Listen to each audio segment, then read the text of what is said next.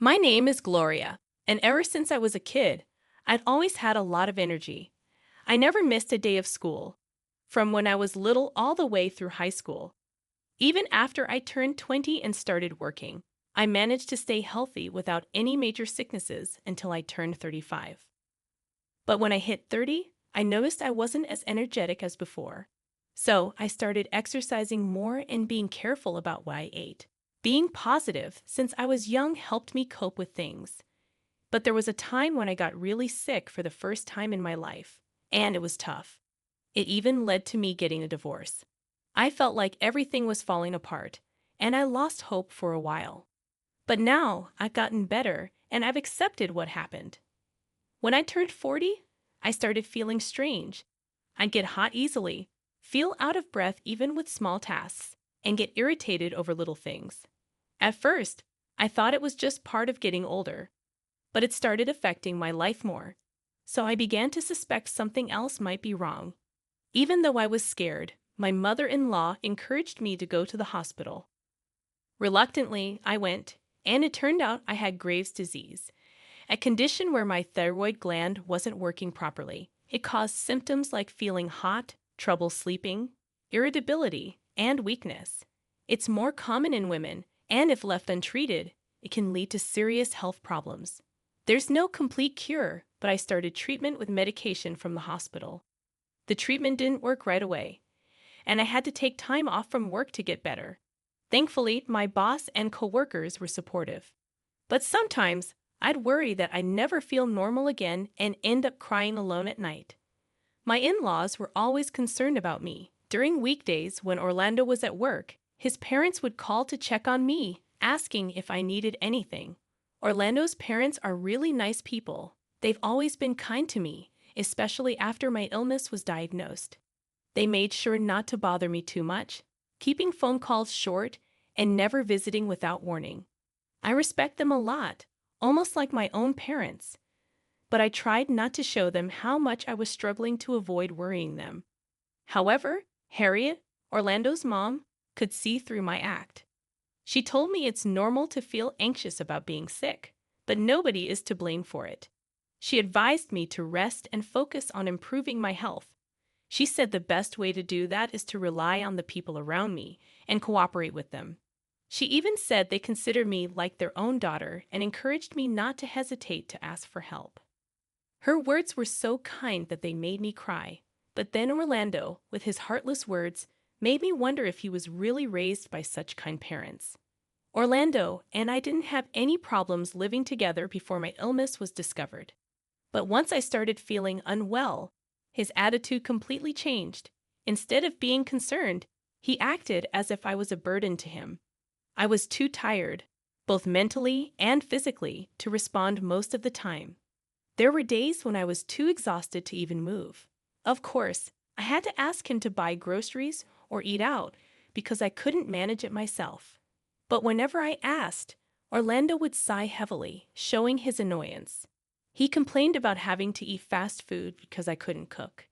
It seemed like his way of making things difficult for me, knowing I was too sick to cook. He often brought fried chicken, insisting that I needed to eat to regain my strength. I understood his reasoning, but when I couldn't eat, he'd scold me for not appreciating his effort.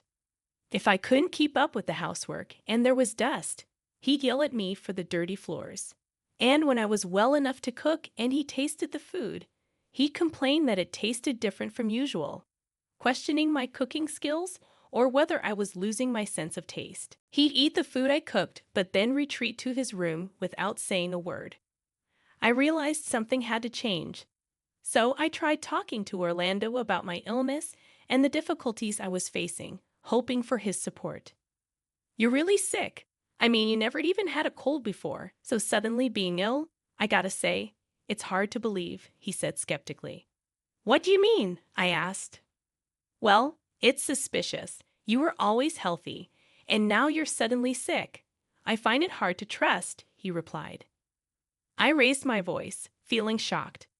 How can anyone predict getting sick? Even I was shocked. But still, your illness has nothing to do with me. If housework is too hard, you can do it when you feel better. I married you thinking I wouldn't have to care for you in the future since you were always healthy. This feels like a betrayal, he said, laughing. Hearing him laugh, any remaining affection I had for him vanished.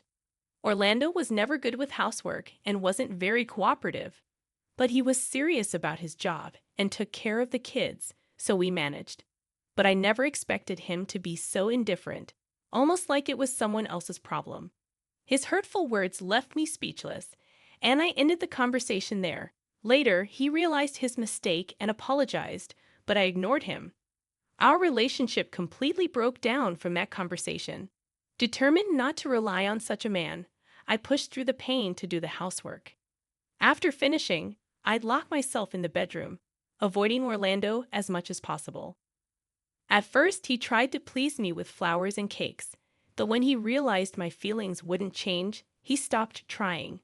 Then, in June of a certain year, when the weather was bad with continuous rain and low pressure making me feel worse than usual, Orlando said after returning from work, "There's a wedding next Saturday of a relative living out of state. My parents and I are planning to go, but with your condition and their long travel, you don't have to. It's an overnight trip, so we'll be back Sunday evening." Out-of-state relatives? Do you even have such relatives? I asked. We haven't met them much. It's natural to keep in touch just because we're family. You wouldn't understand since you don't have parents, he replied, getting a little angry. But that's just how it is, he said in a slightly mocking tone, and I finally got angry. Actually, I don't have parents. My parents divorced when I was young. I don't know my dad, and my mom raised me alone. Her struggles took a toll, and she passed away when I was 30. So it's true. I don't have parents, but I'm not completely alone in the world. Orlando knows this, yet he said that. And I got incredibly angry. Don't you have any sensitivity? I thought. Orlando seemed taken aback by my fury. He tried to pass it off as a joke, but I yelled, "There are things you just don't joke about." I was so angry that I exhausted myself, eventually just lying down. Orlando seemed a bit concerned, but he was busy preparing for a wedding we were supposed to attend. I was in no shape to go, so I asked if we could skip it. He flatly refused, saying, "Absolutely not." When I asked why, he said, "I don't know the couple well, but their parents have been a big help to my family for years. My dad told me they helped us financially in the past. We can't miss their child's wedding. I'm sorry, but I have to prioritize this." He said it lightly, so he clearly didn't feel bad. In the end, Orlando left me behind with a suitcase and hat. He even warned me not to contact him during the wedding, saying it would be rude. "If something happens, just call an ambulance or something," he said. This guy's hopeless, I thought. When he returns, we'll need to have a serious talk. I watched him leave without a word, thinking this would be the last time. But surprisingly, I felt lighter with Orlando gone. I even cracked a smile. Now, with a whole day to myself, what should I do? I decided to relax for a few hours since I had no plans. Just as I was dozing off, the doorbell rang suddenly. It was around noon. I checked the monitor, and to my surprise, Harriet, who shouldn't have been here, was standing there. I panicked and rushed to the door. Harriet looked worried and asked, "Are you okay?" I was so shocked that I could only utter a confused "huh." Harriet said she heard I was unwell from who, I asked. "Orlando," she replied. Then I asked her about the wedding, to which Harriet responded, "What wedding?" We stared at each other in silence, then decided to talk inside over tea. I asked her what brings her here today. She said she recently bought a shelf, but Palmer hurt his back. She called Orlando to help assemble it, but he said he was busy this Saturday and suggested next week. When I asked Harriet why she came, she told me Orlando said he was going out of state for a friend's funeral. I asked about me, and he said I was unwell and bedridden. I offered to take care of me or check on me, but he said it might make me feel worse, so it's best to leave me alone. Harriet was worried about leaving someone so sick alone, especially when Orlando said I was in bad shape. I was stunned by this completely different story. With trembling lips, I told her the reason Orlando gave me for leaving. Harriet was equally shocked, saying she had no idea. After a silent pause, I resignedly said, "Maybe he's with another woman." Harriet's demeanor changed drastically. Hearing her calmly say, "That bastard won't get away with this," was terrifying. After an infuriated Harriet asked if I could come to the house now, I was taken to the in-law house where Palmer, who was house-sitting, was. Palmer, understanding the situation, also got furious. He tried calling Orlando, but as expected, couldn't reach him. Palmer started getting annoyed and declared, "I'm going to where he is right now." Of course, I stopped him, and after several attempts, finally got through to Orlando. I had put the call on speakerphone, and Orlando, in a deliberately soft voice, said, "I'm in the middle of a funeral right now.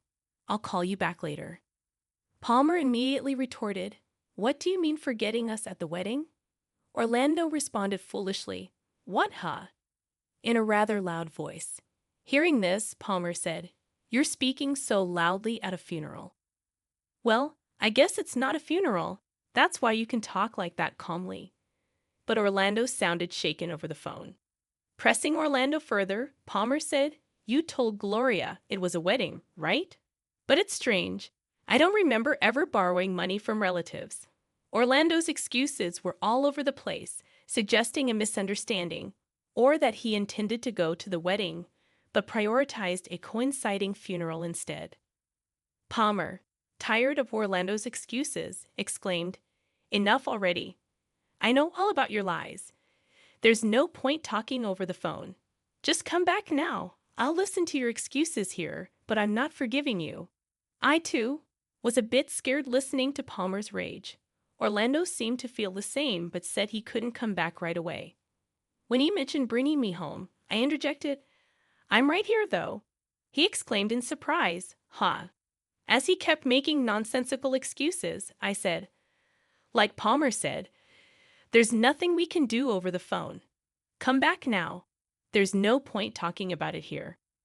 Without listening to any more of Orlando's excuses, I hung up the phone. After that incident, I thought about going back home, but my in-laws were worried about leaving me alone. So I decided to stay at their place during that time. Harriet asked me what I was planning to do about Orlando. I told her that I was definitely getting a divorce. It's just not working out anymore. Then, the next day, even though Orlando said he would be back by evening, he returned around 10 in the morning, looking incredibly awkward, and meeting with all four of us started immediately, and as expected, Orlando had gone on a cheating trip. He was with a woman in her 20s whom he had picked up at a bar. They hit it off after some light flirting and ended up having a relationship. This trip was apparently planned at her request. After hearing this, I asked him why he lied about something that involved his parents. He said he thought it would be troublesome if his affair was discovered while he was away, especially to his parents. Palmer, my father-in-law, was furious. He scolded Orlando, saying, "You stupid son," not just because Orlando betrayed his wife, but also because he used the excuse of someone's death and his parents for his infidelity. Orlando, who's always been unable to go against his parents, especially Palmer, kept apologizing. But Palmer told him he was apologizing to the wrong person. Orlando then hurriedly apologized to me, but such a cheap apology was not enough for forgiveness. When I said we were getting a divorce, Orlando begged me not to, promising to change his ways. However, I told him, "The way you treated and spoke to me when you learned about my illness was bad enough. But to think you would also cheat, I cannot forgive a man like that. Even if we tried to rebuild our relationship now, you might do the same or worse if you got sick. I don't want to become such a terrible person, so let's get divorced." He kept apologizing, ignoring what I said. I told him it's unforgivable, but he continued to apologize.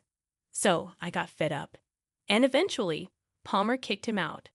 After that, with the help of my parents-in-law, we started divorce proceedings with a lawyer.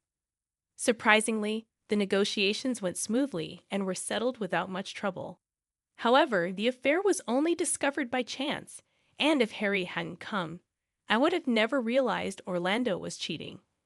There was almost no evidence of the affair, so the compensation from the other woman was very minimal. But receiving compensation was also a way to prove that the other party was at fault, so I accepted it, thinking it was enough to know that they were guilty. After all, who would want a man who cheats on a sick wife? Orlando was just seen as a wallet, and after everything was settled, he was dumped by his affair partner, which made me laugh. Even after divorcing Orlando, I kept in touch with my parents-in-law. Harriet visits me about twice a month at my new place, and I occasionally visit the in-laws' house. It's nice that we've kept our good relationship. Orlando was disowned by his parents and banned from their house.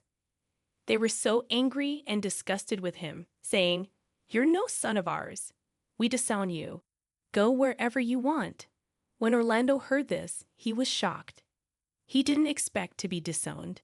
He tried to come back once, thinking they were still family, but Palmer chased him off, saying, "Didn't I tell you not to come here?" and threw water on him. Harriet told me about it, but my parents-in-law always cared for me, so even though I was down for a while after the divorce, I got over it pretty quickly. My health has been improving since the divorce, and I'm planning to return to work soon. I still have to deal with medication and checkups for my illness, but I'll overcome it with my naturally positive attitude.